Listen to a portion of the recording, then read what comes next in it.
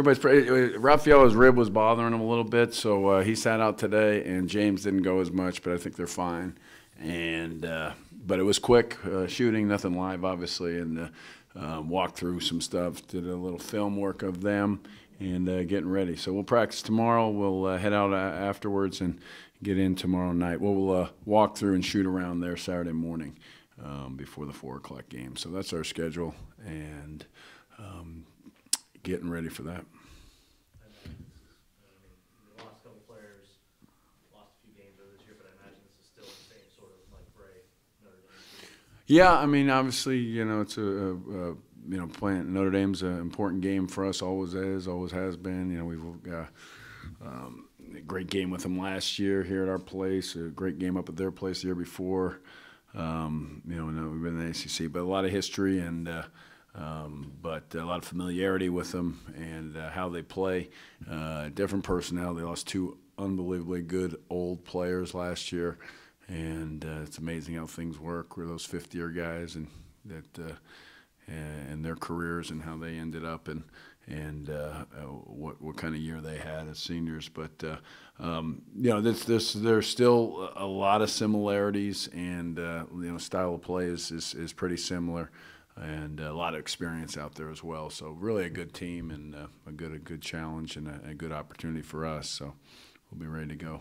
Looking not just at this game, but the next game on the road against Louisville, you're hoping to learn more about your team just from this stretch of the schedule. You learn something every day. So, we can learn something today, learn something tomorrow, and learn something last night. So, every game is about things. And then when you think you figured it out, you got to learn something new. So I don't think there's ever stop learning or every opportunity, whatever it may be. We really emphasize that. It doesn't matter who you're playing in a non-conference game, a conference game, a exhibition game, a scrimmage. It's all about opportunity to learn and get better and build on what you've done and what you are emphasizing. Do you see these games as a test, though? Every game's a test. Every game's a test. There's no non-test. They give grades out every day. Every game counts as a win or a loss, and it is what it is. You see so many teams that lose games in the non-conference. They're surprised about it. You write about it, and then when we ask the question of those games don't really matter. They matter because when you write about them and they lose, they matter. So they're important wins, and they're like every one. Who are the advantages of having a team full of veterans and experienced players heading into your very first road game? That's whether you have a first road game in November, road game in December. So it's the same question. It doesn't matter. The first conference road game. It's asked. It's we got it's the same thing. We've done it both ways. We've had games and.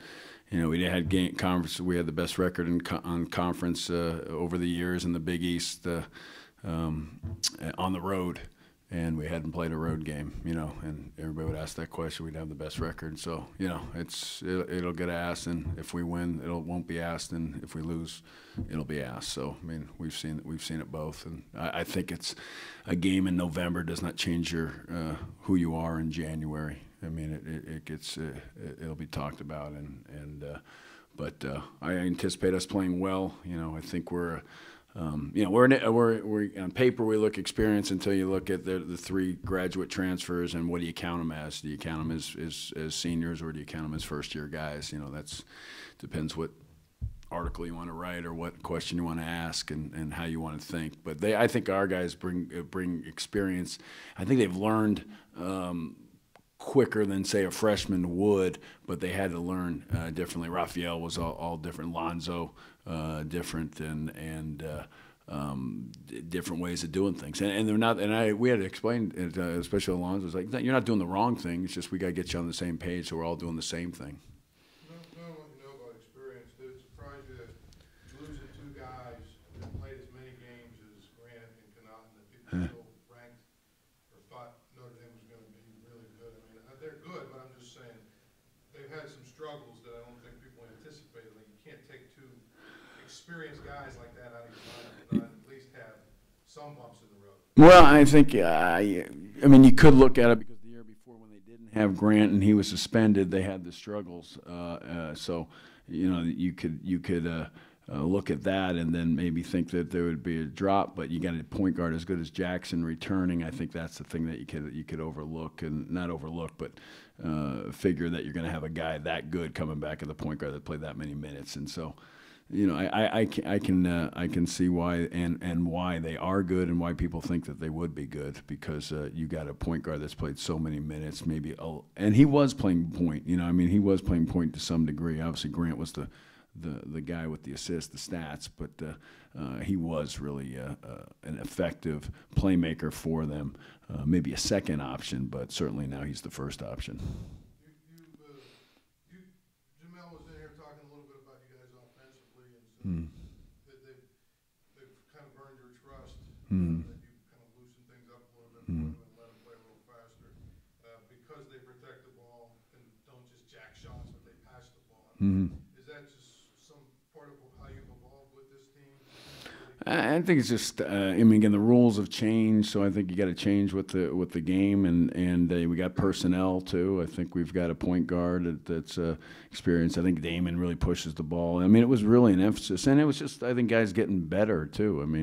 We can't ever forget that one. The guys get older, but I think there was an emphasis on pushing the basketball a little bit more, but there always was. I think we've done some things, and I think some things have made some improvements, and we've recognized some things, maybe worked at some things better, or been more effective in getting some of the messages across as far as running big guys. We're playing more big guys, so I think that's allowing us to run, and I think we're playing more guys, but we're making great decisions. I think that's obvious, and it's across the board. Still, we got to do a better job, but I think there's a lot of reasons, a variety of reasons. We've got the personnel, we've got the game is, game's changing, and as it always does, and we're just adapting. Do you feel like this will be kind of the way you play going forward now? Like you still play defense, but do you feel like because the game is changing, and you talked about transitioning from the Big East to the ACC. Mm-hmm. Do you feel like this is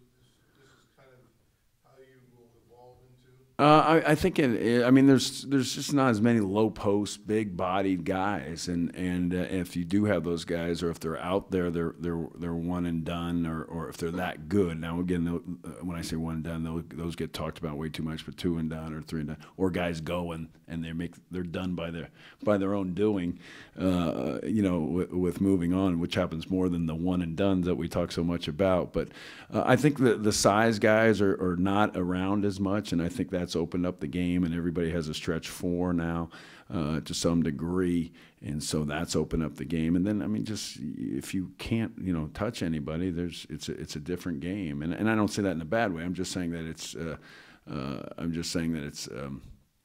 it's called differently, and people are adjusting, and that's the way the game has gone. So I think it's we can't play defense the way we used to play defense. Going back to Jackson, what is it about him that makes him so tough to Wow. stop, and what can you do to try to slow Yeah, I remember watching him a bunch, and we were trying to recruit him, and obviously he's from right there, South Bend, and he was how quick, athletic, and how hard he played. That was the thing that stood out as a high school kid. Just really intense and just athletic and explosive and strong. So those are the things that start out first. But I think he's become really a good decision maker, and had his struggles his first year as a freshman when he was without Grant, and then an improvement, I think, watching and playing with Grant, and then obviously where he's at now, just a gradual improvement. But again, just an unbelievably talented guy. He has all the physical characteristics of an NBA guard, and I think he's become that type of guard now. Just from a pure basketball perspective, are you looking forward to seeing him and James sort of go at it as two of the better? Yeah, I think I think talking to a few people recently, it seems like people are now talking about James as one of the best point guards in the league, and he's been the all-time assists turnover guy, which usually is a pretty good label to have on a guy. And I think it's good to see James getting the recognition he deserves, and how he's playing, and he's doing so many things, and always has.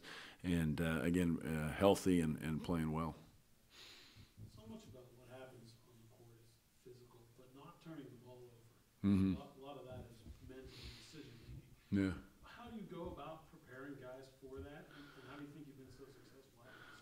Well, we've been good at it every year. I mean, that's we're always at the top of the country in assists, the turnover ratio. I mean, it's nothing new to us. I mean, it's a little bit better. I don't know the exact numbers where we're at or where we rank, but senior point guard, he's even better than he was the first 3 years. It's a something we emphasize. You can only be. There's only. I heard it said. But you can't emphasize everything. Then it's not an emphasis. I mean, but that is a priority for us, and offensive rebounding is a priority for us. But taking care of the ball, getting more shots than the other team, which kind of factors into the offensive rebounding thing, that is a priority. So we're constantly preaching it, constantly talking about it. And you can play fast and make the right decisions at the same time. So, obviously we're doing that, and it's just something that we and I have always felt was important, and we go with. So we're constantly drilling that and talking about that, and doing drills for that, and rewarding guys for that, and emphasizing that, and at the same time pointing out the deficiencies when we don't come at that. Oh, have there been times this year where you felt like you had to rein them in a little bit offensively? No.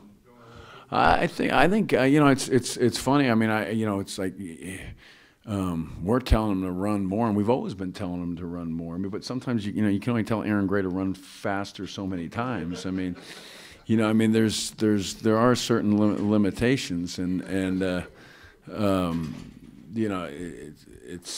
is what it is. I mean, we've got personnel. We're at the same time you're saying we don't have the 7-foot shot blocker, big guy. Well, we have guys that run faster and that are 6'8" and run faster. And Mike and Sheldon and Alonzo and Raphael probably doesn't fit into that category, but Ryan runs well. So those guys, starting with those guys. Decision making. I think we've gotten James. I mean, I think James has gotten better in transition. I think he's gotten better at getting outlets. I think we've done a better job getting outlets to him. I think we've emphasized running our wings better. We've emphasized it better, but they're also doing it better. So that's where it comes. But at the same time, we've got to guard people, and scoring's up everywhere. So I think that's part of the game.